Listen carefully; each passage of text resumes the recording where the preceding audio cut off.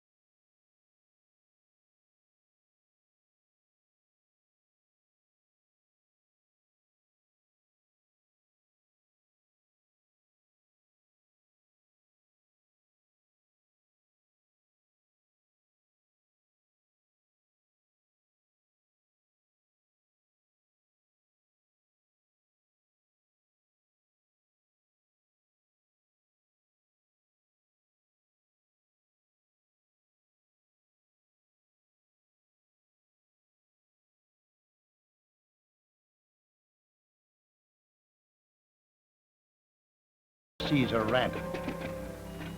Now stuffed in a little plane, heading for the nearest airport. From there, by larger plane, to Hitler's headquarters.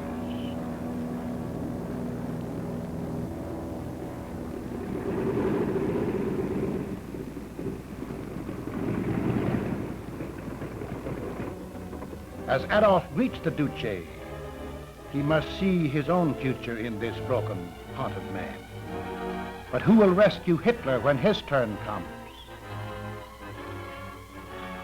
That's Vittorio Mussolini, his son,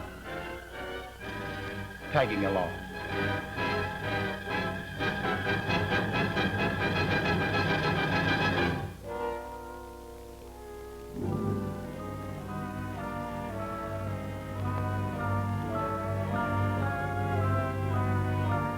Foreign Minister Ribbentrop makes it an official conference.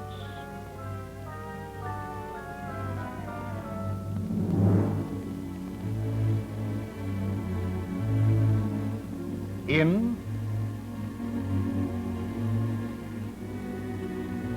out. The briefest access conference on record.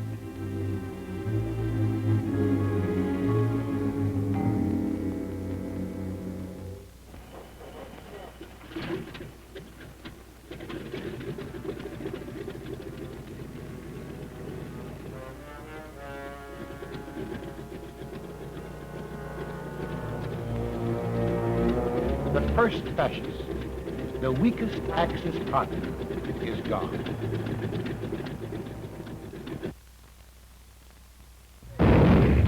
There is still Germany. There is still Japan. They don't consider themselves beaten. Why? How strong are they? First, Japan, an old hand at aggression. Korea, Manchuria, China. And then they struck at us. The Japanese task force on the approaches to Pearl Harbor, including 2 aircraft carriers. December 7, 1941. Pilots are briefed. At the last moment, they learn their objective. These captured pictures were taken by Japanese Navy cameramen.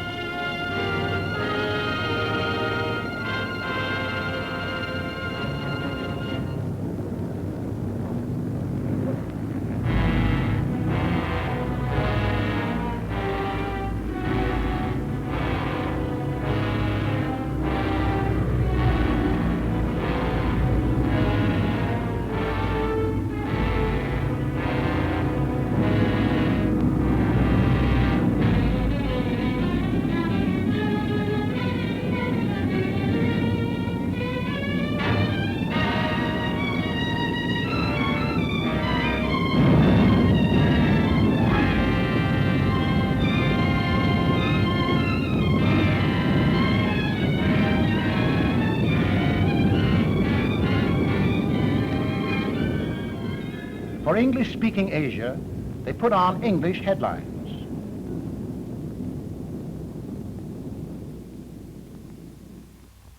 Following Pearl Harbor, Japan extended her empire with startling swiftness over the Far East, Burma, Java, Indochina. The newly conquered outer zone is incredibly rich in resources and slave labor, most of the world's rubber, a large part of the world's tin. A good share of the world's oil have been seized. Japan, Manchuria, North China are the inner zone.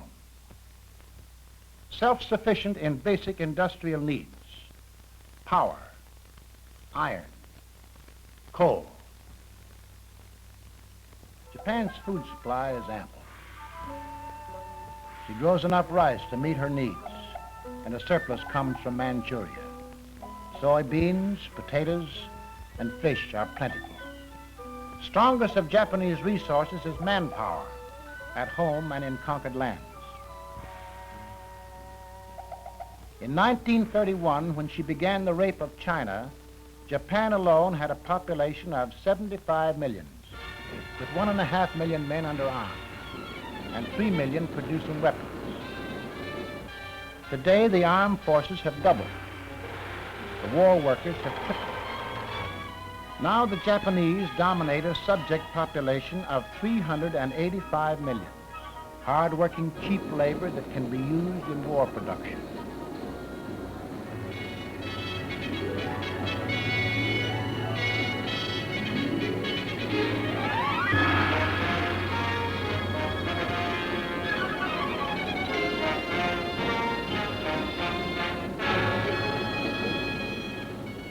Although the Japanese have suffered severe losses in aircraft, they have more first-line planes now than when they attacked at Pearl Harbor. Faster, better armed, more maneuverable. Japan's greatest military strength is her strategic position. She has spun around herself a web of powerful bases and major strongholds. Every base is supported by the others. If we destroy planes in Rabaul, a few hours later, more planes come from neighboring bases.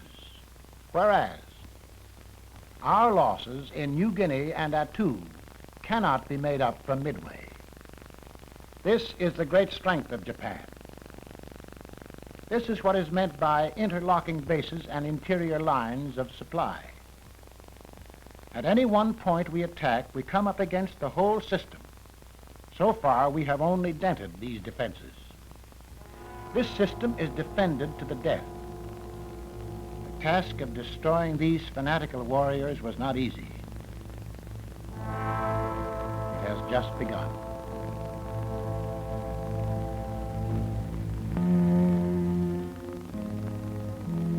The destruction of Germany is further along. The myth of the German army's invincibility is forever shattered.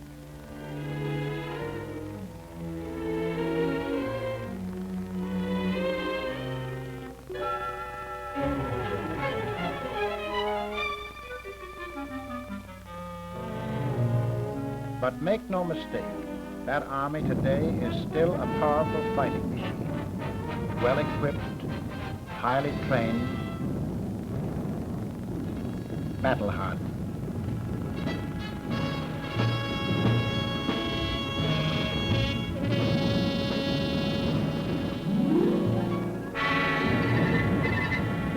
Germany has 3 times the combat divisions it had at the beginning of the war. Each division comprises 15,000 men. Today, there are some 300 divisions. You have heard how the Germans lost about 25 divisions at Stalingrad, Tunisia, and Sicily, and more on the Dnieper and the Crimean front. Army intelligence reports that the Germans have meanwhile created or reformed 60 new divisions.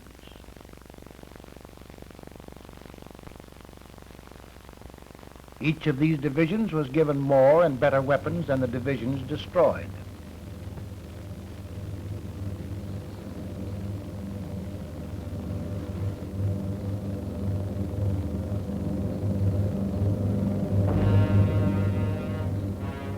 All this equipment was produced by increasing the number of war workers 50%, largely imported foreign labor.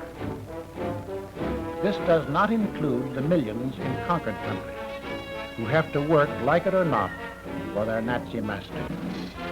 Some quislings like it. Here is a labor rally, Nazi style. Nazi stooges hired dictator of labor Robert Ley. They have come from 19 European countries to receive their orders.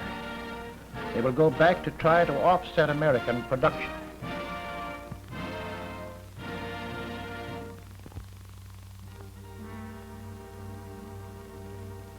Workers must eat. Germany today is better fed than she was in 1918.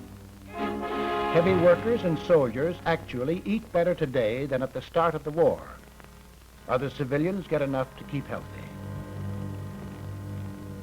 The people who are starving in Europe are those who can't or won't work for the Nazis.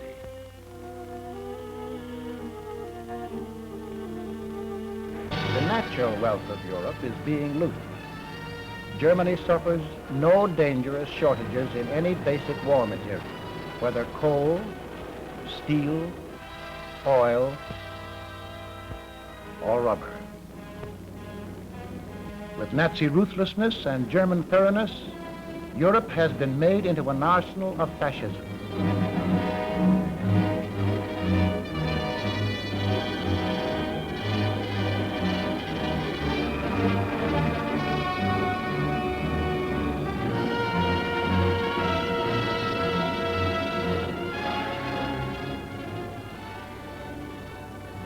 The enemy is exploiting to the limit the most densely industrialized continent in the world. To keep pace with the changing war, the Germans have had to stop some production and increase other as often and as drastically as we have.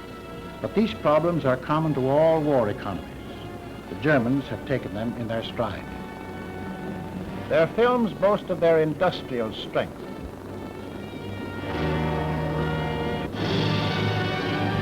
They are making good their boast.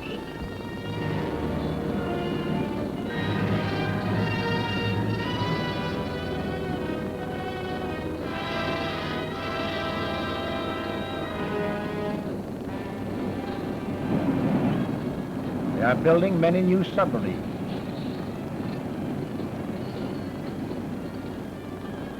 They are increasing their locomotive production.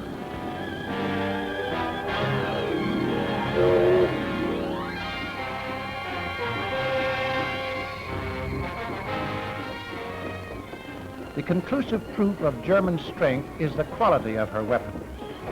The new 60-ton Tiger tank is a good example. It is in mass production. It is appearing on all fronts.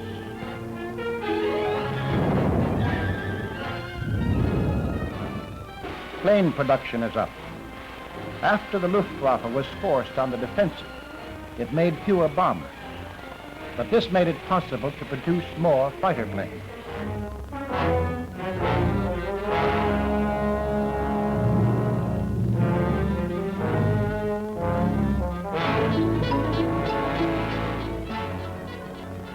Deadly Focke-Wulfs, deadly Messerschmitts. Every new model is better than the last. Workers in the Ruhr, in the arsenals of France and Czechoslovakia, are forging huge coastal guns.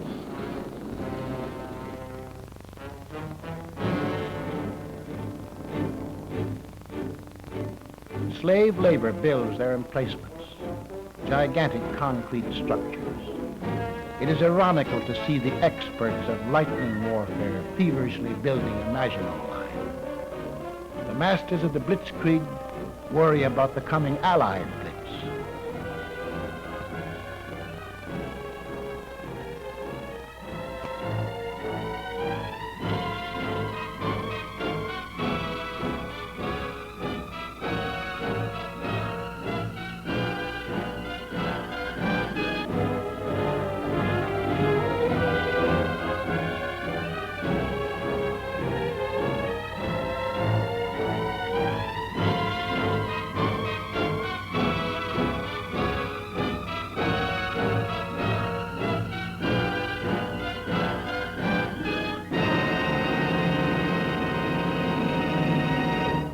They do not scorn to use such orthodox weapons.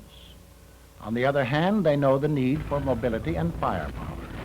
They have developed this rocket gun with a firepower equal to 6 heavy howitzers.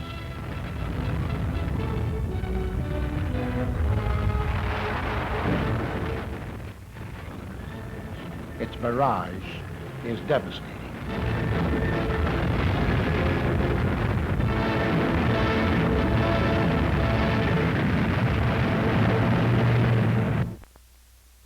The enemy is strong, but your Army is determined to accomplish its mission. This report is concerned with what it takes to get at the enemy and to destroy him. This is the attack on Rendova, a small operation on one front, only one of 10 fronts we are supporting at the ends of 56,000 miles of supply lines, which must be protected by our Navy.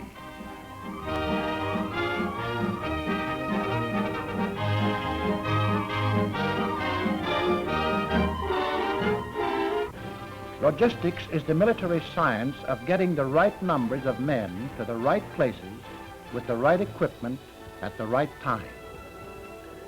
For every man a division takes overseas, 7.5 ship tons of supplies and equipment are needed.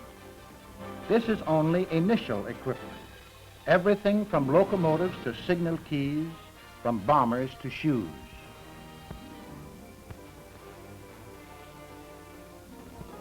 Over 700,000 different kinds of items for the infantry or the artillery, for the many specialized branches of the Army. Each item required in enormous quantities that must be procured, produced, transported, stored, and distributed. A staggering, intricate task of organization.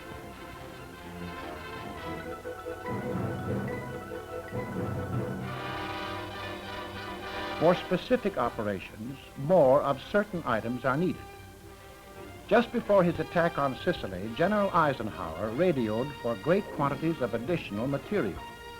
Waterproofing kits for trucks and tanks, tons of asbestos grease, more ducts, more communications and signal equipment, more radio sets, walkie-talkies, telephone switchboards, mine detectors, miles of new wire, new engineering items for building piers, roads, bridges, airdromes, railroads, for opening up damaged ports. Back from a mission, its landing gear damaged. This item of initial equipment must be made good. The Army word is replacement. Replacement in Asan, replacement in Sicily. This tank in the Volturno River must be replaced. So must 6 out of every 10 rifles every year, and 8 out of 10 machine guns.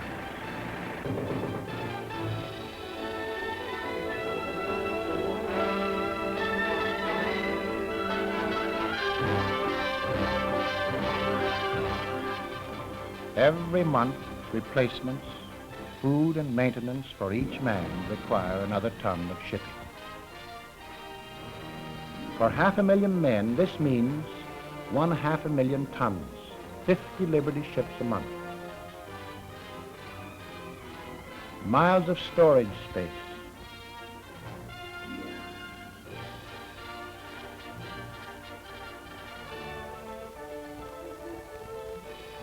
Initial equipment plus replacements is not the whole story. The Army must have big strategic reserves to be prepared for emergencies. Part of this strategic reserve is used to arm liberated peoples fighting on our side. For the French, we have already equipped 11 divisions. Then there is Lend-Lease, our earliest weapon, and still an important part of our military plan. Lend-Lease is united warfare, our contribution to great fighting allies. England, China, Russia, now supplied by way of Iran. 6,500 American planes have joined the Russian Air Force. With a little paint, a white star becomes a red star.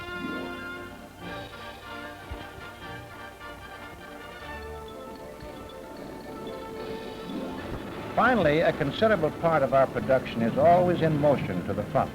Regulating the smooth flow of these goods is the part of logistics known as distribution, so that weapons will be where they are wanted, when they are wanted. The pipeline of distribution must be full and flowing, even under fire. It's a never-ending battle.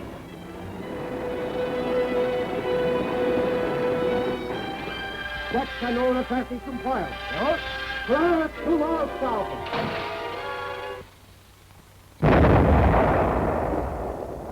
We still lose ships and their precious cargoes.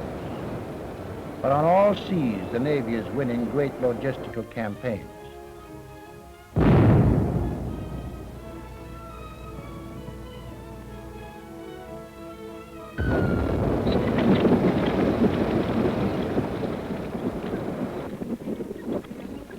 In the Pacific, there are no local sources of supply.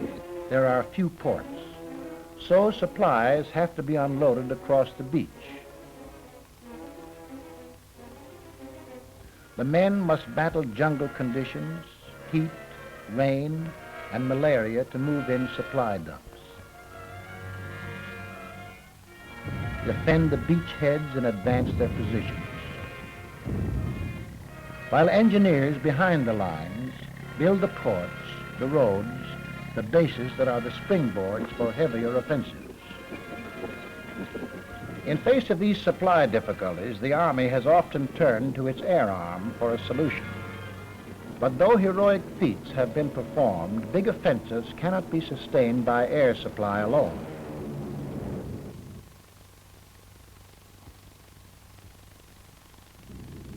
To supply our 14th Air Force in China, the plane that delivers 4 tons of gasoline uses up 3.5 tons for itself, 20,000 gas coupons every trip. Suppose we wish to transport 100,000 tons of cargo every month from San Francisco to Australia. By sea, it would take 44 ships, with crews of 3,200 men, burning 165,000 barrels of fuel. By air, the same job would take over 10,000 4-engine transports, with crews of 120,000 men. They would use up about 9 million barrels of gasoline fuel, which must be supplied en route by tankers, 85 tankers, 41 more bottoms than are needed for ship supply alone. Air supply must be tied to surface supply. There is no permanent substitute for the combination of ship, railroad, and truck.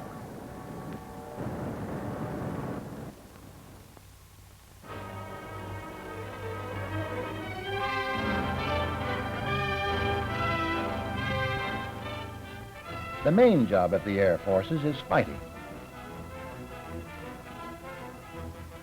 Air superiority is essential to all operations.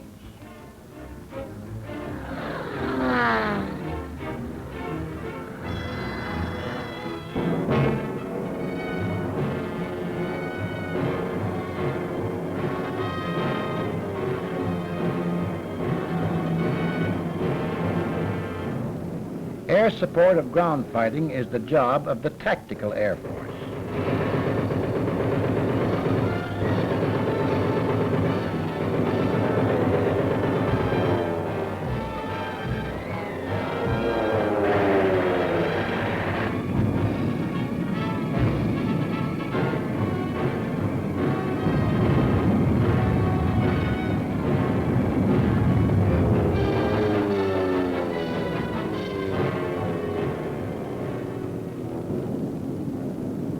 The Strategic Air Force operates against the enemy's interior according to a long-range plan.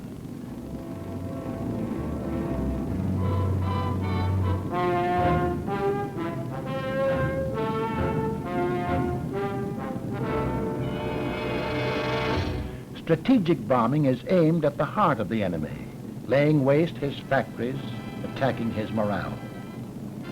From England, our 8th Air Force is bombing Germany systematically. But we will never have enough planes and bombs to wipe out so big an industrial nation. However, by carefully selecting key points, we can cut down German war production. We've attacked aircraft plants at Regensburg, Marienburg, Bremen, Wiener Neustadt, and a dozen others. We've attacked the oil plants at Ploesti.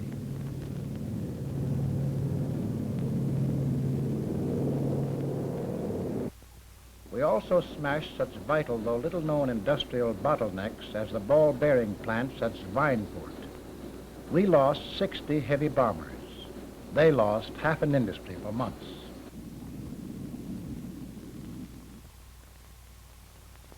But bomb plants are repaired. We must hit them again and again.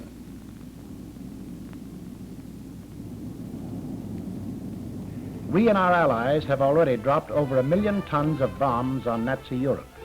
We need millions of tons more, billions of bullets, thousands of planes.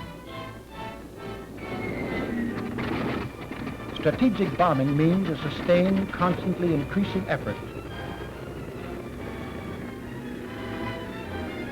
not only against her industries, but also against her defenses.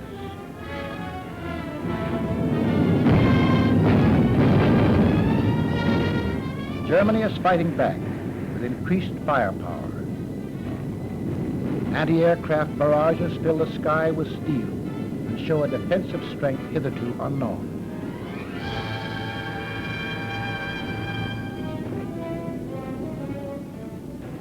From Nazi flak boats, signals are sent over an intricate warning system, clearing through elaborate plotting holes.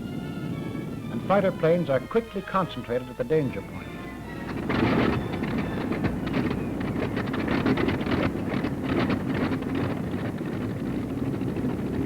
Our gunners face vicious opposition.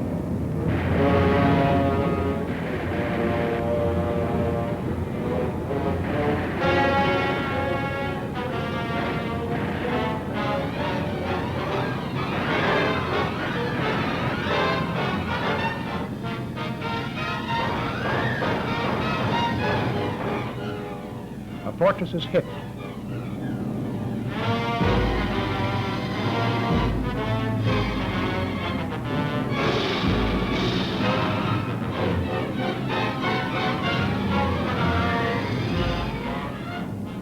Another of our planes will not return. In the outskirts of Berlin is this graveyard of smashed American bombers. We must replace this equipment. These men can never be replaced.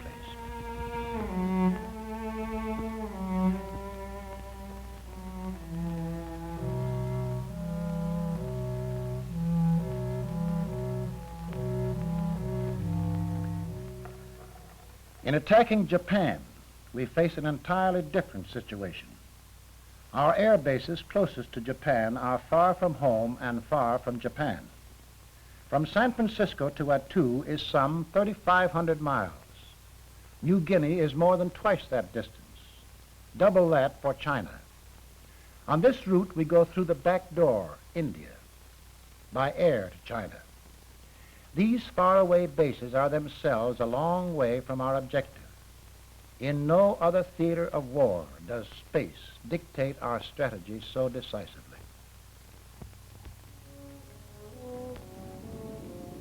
In the Aleutians, the nature of the terrain severely limits the size and number of our airfields. Flying operations are handicapped by year-round bad weather.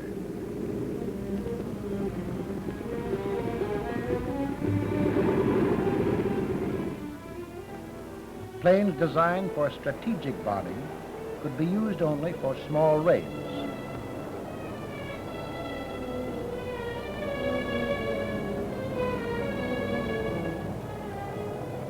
From these rugged, storm-ridden islands, our pilots flew their liberators against Attu and Kiska on successful tactical missions. But strategic bombings of Japan from here is not feasible. In New Guinea, the jungle hinders all transport except air. To start an airfield, a landing strip must be cleared in the jungle grass. A plane arrives with light construction equipment, then more planes with heavier equipment. Finally, supplies are landed and troops for action against the enemy. As our lines move forward, a new base is laid by the same painful method, the old one often discarded.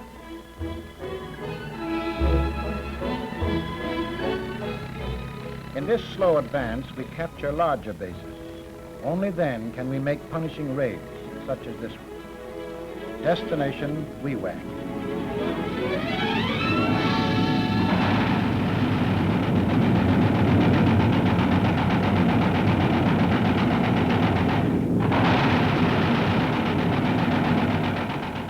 On this raid, 120 planes were destroyed on the ground. Some Zeros managed to take off against us, but they might as well have stayed on the ground.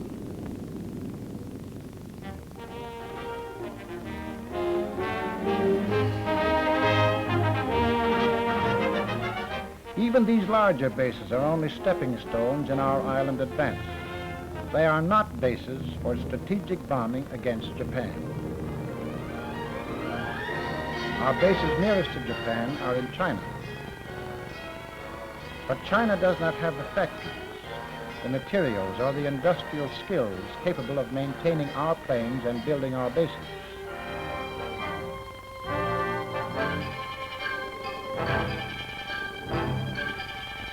Engineers, equipment, and supplies must come from America. 13,000 miles by sea to Calcutta. Thence overland to eastern India through 500 miles of primitive country. No modern roads, few railroads, a country scourged by malaria. On the last leg of the journey, everything must be flown into China through the 17,000-foot passes of the Himalayas, the most treacherous skyways in the world. Gas, oil, munitions, spare parts, all must come by air. This supply line cannot sustain large-scale fighting.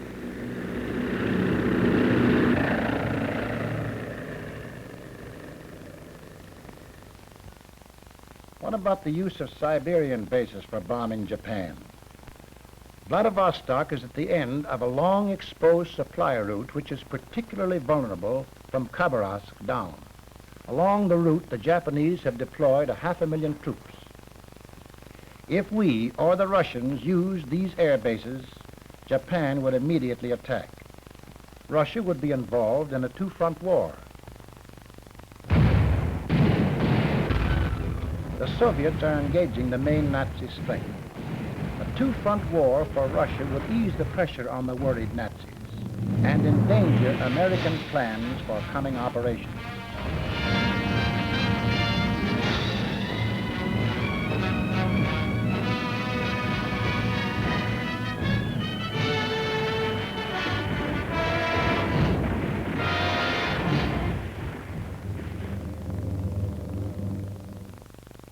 There is no one easy solution to our air attack against Japan. In Europe, the maximum range for efficient heavy bombing is about 600 miles. Even if all the planes used against Germany were suddenly available in China, the fundamental problems would remain: bases, supply, and greater range in aircraft. Even the new super bomber B-29 can't solve all the problems.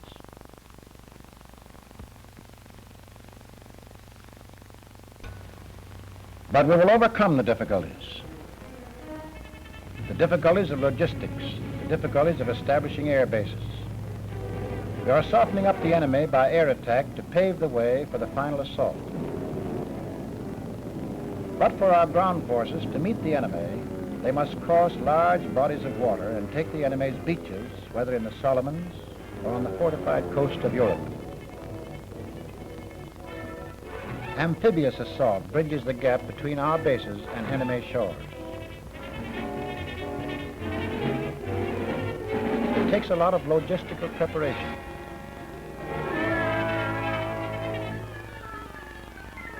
It takes many craft, specially built, tank landing ships, troop transport, infantry barges, ducks. It takes all kinds of equipment, which must be combat loaded to come off in efficient order, ready for action. This takes more space. A 10,000-ton Liberty ship may carry only 2,000 tons when combat loaded. The ships are under the protection of the Navy, which covers the assault.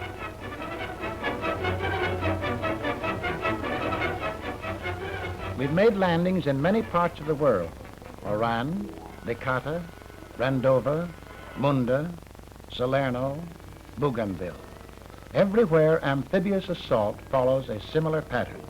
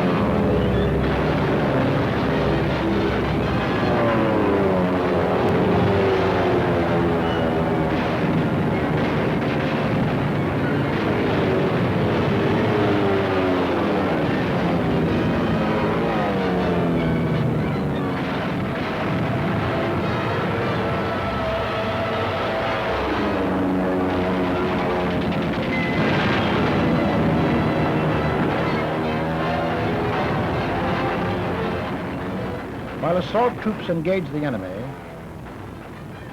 engineers prepare the way for heavy equipment, removing landmines, laying mats for wheeled vehicles.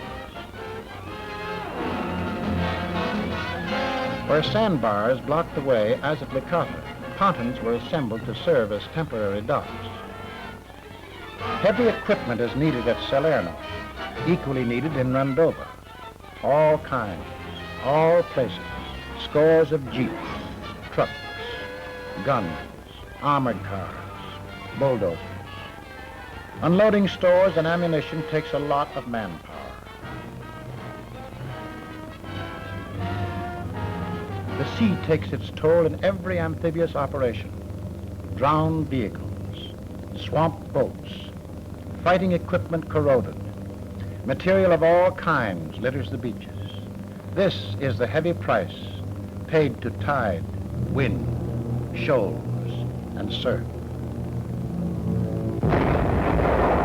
This is the price paid to the enemy.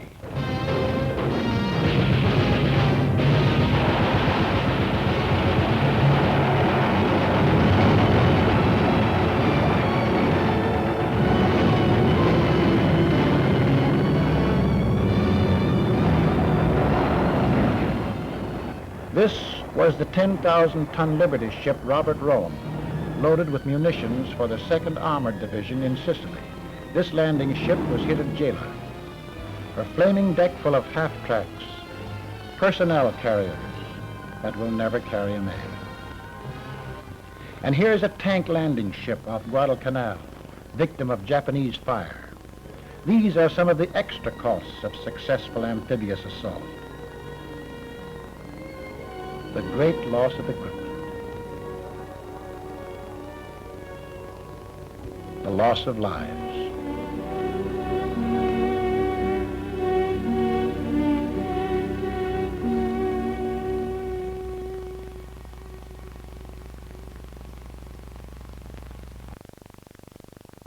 As Undersecretary of War, my job is the same as yours, getting out the stuff.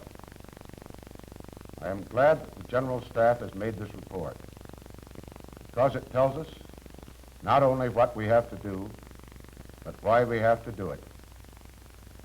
Japan is determined. Germany is powerful. We must match that strength, and we must do more. Sicily serves as an example of what it will take. In preparation for the attack on Sicily, vast stores of supplies were built up for 6 months. Our air forces made 50,000 sorties over Sicily. The initial assault used 3,200 vessels. Facing our troops were 15 and a half divisions. There were 12 unwilling Italian divisions and 3 and a half German divisions. Allied casualties in Sicily were 31,000 killed, wounded, and missing. The size of the job ahead becomes clear when we realize that Sicily was only an outpost. Ahead are the heavily fortified coastlines of Axis Europe, the powerful industry behind them. 300 German divisions, the bulk of them on the Eastern Front. Beyond Europe are the defenses of Axis Asia, Japan, and the countries she has conquered. We have come to the year of decision. The blows struck in 1944 will determine the outcome of the war. We are ready for the test of our strength and of our spirit. The year will be one of hard work and tribulation. For many of us, a year of personal tragedy. A tragedy that reached our people after gradually covering the rest of the earth. On Corregidor, Americans were captured, photographed as prisoners by Japanese cameramen.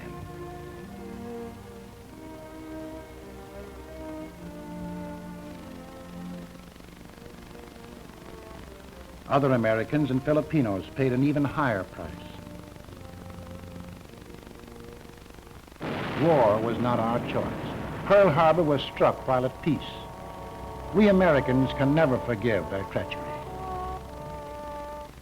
We can never forgive their brutality toward helpless civilians. We can never forget the examples of Nazi culture in Russia. The acts that go beyond even wanton killing and torture. The blowing up of the Naples post office with a time bomb. These are not acts of war. These are crimes, cowardly crimes against defenseless people. They are typical of Axis mentality, Axis standards, and Axis ideas. The most vicious instincts of common murderers have been erected into a system of government. The enemy has a deep hatred for things which make us free men and women, a deep contempt for all humanity. Humanity's answer is the pledge of the Moscow Conference to exterminate this vermin, to bring the criminals to trial for every crime in every country.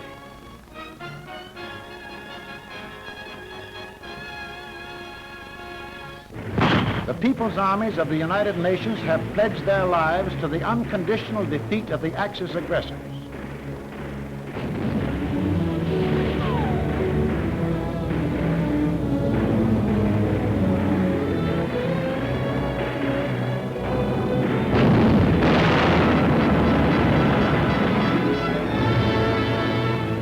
Whether in uniform or out, so pledge we all.